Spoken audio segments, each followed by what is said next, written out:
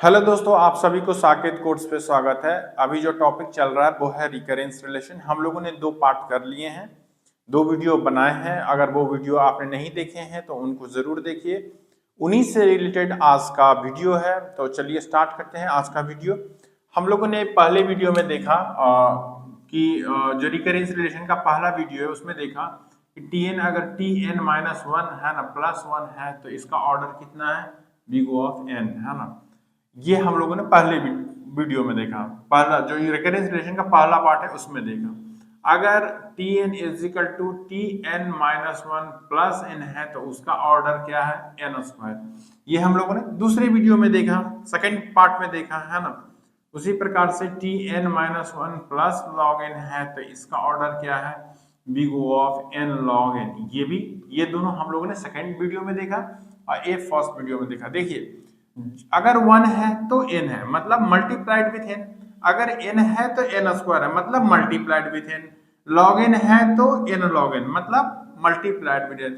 मतलब जो भी फंक्शन रहेगा है ना, एफ एन जो भी रहेगा है ना, उसका क्या हो जाएगा, मल्टीप्लाइड विथ एन। अगर N minus one plus F N रहेगा तो big of order of N is to F N हो जाएगा। ठीक है, ये अगर मान लिया जैसे T N is equal to T N minus one है ना प्लस एन स्क्वायर रहे तो क्या होगा, बिग ऑफ एन की हो जाएगा, ऑर्डर ऑफ एन की हो जाएगा है ना, एफ एन ए हो जाएगा, एन मल्टीप्लाइड हो जाएगा। तो ठीक है, यहां तक तो हम लोगों ने देखा।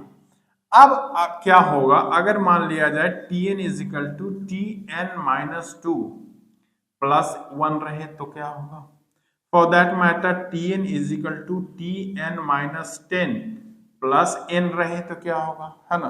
T N minus two plus मतलब अगर यहाँ पर सब जगह वन वन वन यहाँ पे आ रहा था, अगर ये वन की जगह टू रहे, टेन रहे, 20 रहे, 50 रहे तो क्या होगा। कहने का मतलब हम लोग अगर T N is equal to T N minus C plus one रहे, यहाँ पे सी कुछ भी है, 2, 10, 50, 100 मतलब कोई भी कांस्टेंट अगर रहे तो क्या होगा, है ना। और तो T N is equal to T N minus C plus N रहे तो क्या, सी यहाँ पे कोई भी कांस्टेंट है। तो इन दोनों को हम लोग इस वीडियो में देखेंगे कि अगर यहाँ पे वन न रह के, एन माइनस वन न रह के एन माइनस सी रहे, सी जहाँ पे कोई भी कांस्टेंट रहे तब क्या होगा। ठीक है, अगर वन है तब तो हम लोग देख रहे हैं कि सीधे फंक्शन जो है उससे एन मल्टीप्लाइड हो रहा है, भाई ऑर्डर हो रहा है N is to F N. अगर मान लिया एन माइनस सी रहे जहां पे सी कोई भी कांस्टेंट है तब क्या होता है, तो वो हम लोग इस वीडियो में देखेंगे। इसको हम लोग देखेंगे कि क्या होता है। ठीक है, तो आइए लेते हैं एक फंक्शन और उसका निकालते हैं रिकरेंस रिलेशन। ये फंक्शन है, इसमें दो इनपुट है, इंट एन और इंट सी। सी कोई कांस्टेंट है और इंट एन है ना, ये इनपुट है। अगर n सी से बड़ा है तो ये एग्जीक्यूट होगा, है ना। ये स्टेटमेंट है कोई जो कांस्टेंट टाइम में एग्जीक्यूट होता है, और ये फिर फंक्शन कॉल हो जा रहा है n माइनस सी से, है ना। सी ये जो है कांस्टेंट ये वैसे के वैसे रह जाएगा। तो ये एक रिकर्सिव फंक्शन है, तो इसका रिकरेंस रिलेशन निकालेंगे और उसके बाद इसका टाइम कॉम्प्लेक्सिटी निकालते हैं। अगर मान लेते हैं ये फंक्शन को एग्जीक्यूट होने में समय लगता है टी एन, है ना। ठीक है, टी एन कोई फंक्शन है ना, जो एन का है, जो बताता है कि ये फंक्शन कितना टाइम लेगा। ठीक है, अगर मान लेते हैं टी एन। अब देखिए, अगर इनसाइड फंक्शन आते हैं तो इसको एग्जीक्यूट होने में कोई कांस्टेंट टाइम लगेगा जिसको हम लोग वन लिख देते हैं। ठीक है, सी भी लिख सकते हैं, वन भी लिख सकते हैं। अब ये स्टेटमेंट है, इसको भी एग्जीक्यूट होने में कोई कांस्टेंट टाइम लगेगा जिसको हम लोग लिख देते हैं वन। ठीक है, अब अगर n के साथ ये टाइम ले रहा है टी एन, तो n माइनस सी के साथ कितना टाइम लगेगा function, T N minus C. अब ये तीनों को ऐड कर दीजिएगा तो इसके बराबर हो जाएगा। कहने का मतलब अगर आप टी एन देखिएगा, है ना, तो one plus T N minus C हो जाएगा, that is T N minus C plus two. अब टू कोई कांस्टेंट है तो उसको रिप्लेस कर देंगे सिंपली वन से। कोई भी कांस्टेंट रहेगा, 2, 3, 4 ए बी सी डी कुछ भी रहेगा, कोई भी ए बी सी डी रहेगा उसको रिप्लेस कर देंगे वन से। ठीक है, वन हम लोग को ऑर्डर निकालना है तो वो इसलिए उसके मतलब वैल्यू में नहीं जाएंगे, सिर्फ उसका ऑर्डर लिखेंगे, दैट इज वन।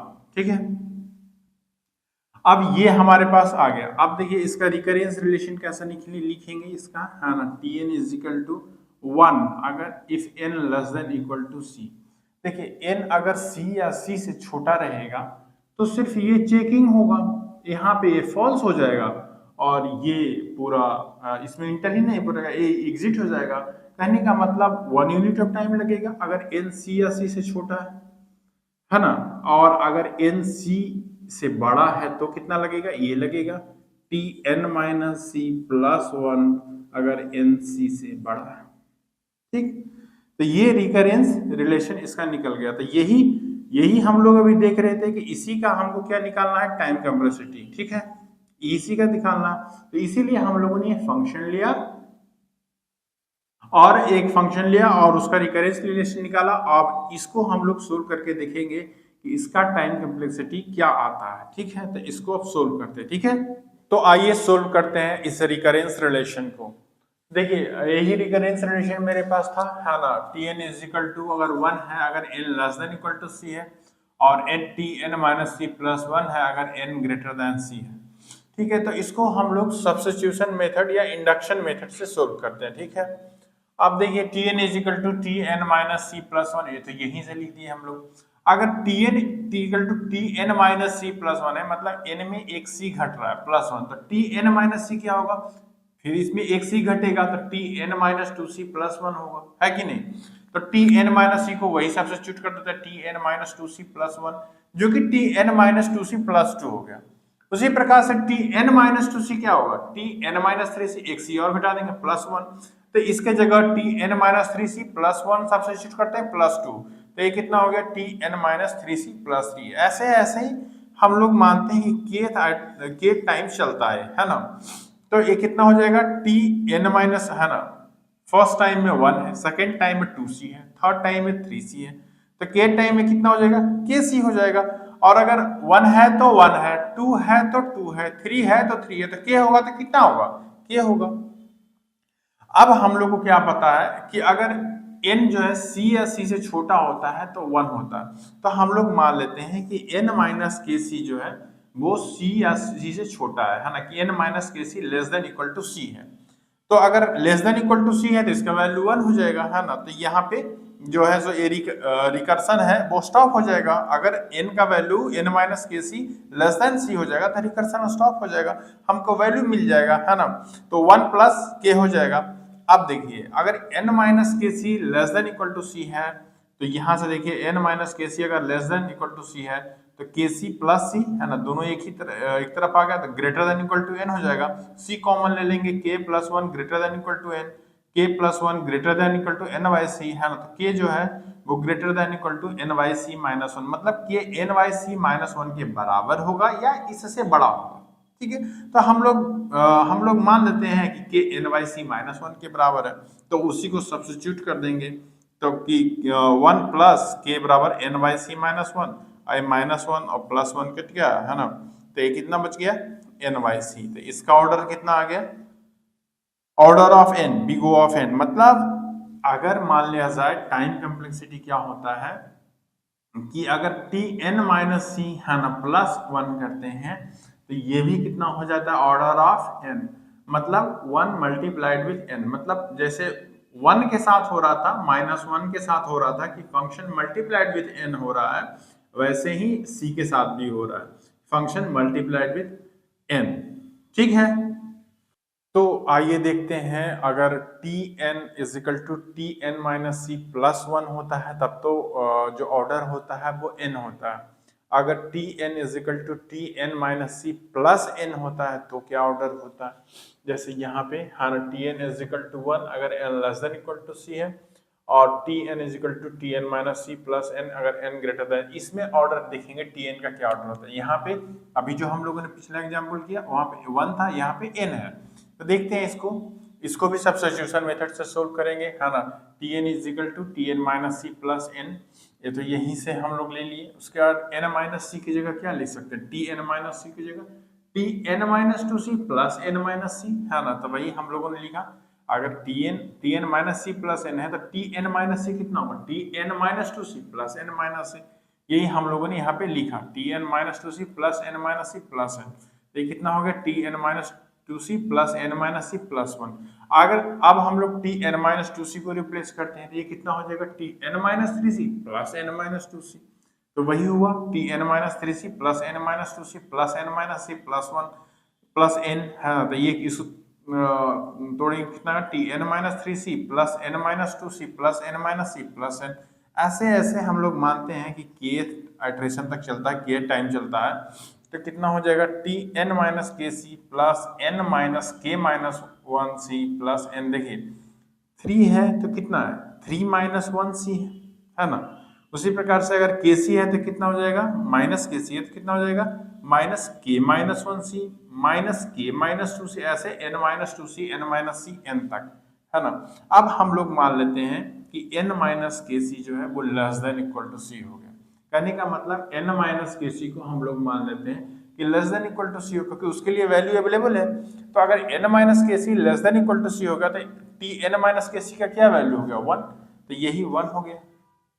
अब देखिए, अब यहां से ये इक्वेशन को देखिए है ना, यहाँ पे क्या है ना 1c 2c से लेके k माइनस 2c से लेके k माइनस 1c, मतलब टोटल टर्म कितने हो गए यहाँ से लेके यहाँ तक टोटल k माइनस 1 टर्म हो गए 1 2 से लेके k माइनस 1 तक, तो टोटल k माइनस 1 टर्म हो गए। तो ऐसे ऐसे n कितने हो गए k माइनस 1, तो वही n is to k minus 1 और एक n a हो गया प्लस n। अब देखिए बचा कौन सा टर्म a, सब सारे टर्म बच गए। तो हम लोगों ने क्या लिया माइनस सी कॉमन ले लिए। तो माइनस सी अगर कॉमन ले लिए तो 1 2 से लेके कितना तक k माइनस 2 से लेके k माइनस 1 तक, वही हम लोगों ने 1 प्लस 2 से लेके k माइनस 1 तक लिख दिया। अब k minus 1n plus n कितना हो जाएगा kn हो जाएगा है ना सिंपली। तो 1 प्लस kn यहाँ पे माइनस सी किए, अब sum of k minus 1 natural term है तो n is to n plus 1 by 2 हो गया। ठीक है, अब क्या है कि हम लोगों ने n minus K C less than equal to सी माना है, तो इसको अगर सोल्व करेंगे और k का वैल्यू निकालेंगे तो कितना हो जाएगा। देखिए K C plus C greater than equal to n, C common ले लिए k plus 1 greater than equal to 1, k plus 1 greater than equal to n by C, k greater than equal to n by C minus 1, मतलब k जो है n by C minus 1 से के बराबर होगा या बड़ा होगा। हम लोग को कैलकुलेशन में इजियर रहे इसलिए हम लोगों ने k को n बाई सी मान लिया। बाकी आप k को n बाई सी माइनस 1 भी मान सकते हैं या और भी प्लस 1 माइनस 1 कर सकते हैं। तो हम लोगों ने k is equal to 1 by n by C मान लिया। अगर k is equal to n by C मान लेते हैं तो 1 plus k n by C हो जाएगा, तो ये कितना हो जाएगा n square by C minus C. अब k जो है सो n बाई सी है तो k n बाई सी और k माइनस 1 है तो n बाई सी माइनस 1। अब ये c और c कैंसिल हो गया तो 1 plus n square by C minus n square by 2c हो जाएगा, 2 नीचे से रहेगा तो minus n square by 2c। अब माइनस माइनस 1 प्लस हो जाएगा तो कितना हो जाएगा माइनस माइनस प्लस प्लस, और ये कितना हो जाएगा n इज टू 1 है ना, तो प्लस n बाई 2 हो जाएगा। अब 1 plus n square by C minus n square by 2c plus n by 2 हो जाएगा। अगर इन दोनों को आप सबट्रैक्ट कर देंगे तो कितना आएगा plus n square by 2c plus n by 2 plus 1 आ जाएगा। ठीक है, अब ये कितना हो जाएगा आप देखिएगा इसका ऑर्डर तो n स्क्वायर। ठीक है, तो ये ऑर्डर आया है ना big O of n square. अगर आप देख लीजिए हम लोगों ने देखा कि अगर tn माइनस सी है ना प्लस 1 रहेगा है ना, तो ऑर्डर क्या है ना बिग O ऑफ n। अगर tn अगर ऐसा रहे कि tn minus C plus n है तो ऑर्डर क्या है big O of n square. कहने का मतलब जिस प्रकार से हो रहा था कि tn माइनस 1 प्लस fn हो रहा था तो n is to fn order हो रहा था, उसी प्रकार से c में भी हो रहा है। अगर कोई भी कांस्टेंट रखिएगा n माइनस सी प्लस 1 भी रखिएगा या फॉर दैट मैटर कोई भी n minus C plus fn रखिएगा तो n is to fn order आ रहा है।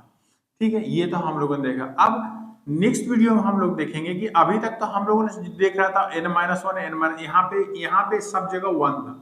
अगर यहाँ पे 2 रहेगा तो क्या ऑर्डर आएगा, अगर यहाँ पे 3 रहेगा तो फॉर दैट मैटर k रहेगा तो है ना, कोई भी k है ना कांस्टेंट कोई, तो क्या ऑर्डर आएगा, तो ये हम लोग देखेंगे नेक्स्ट वीडियो में।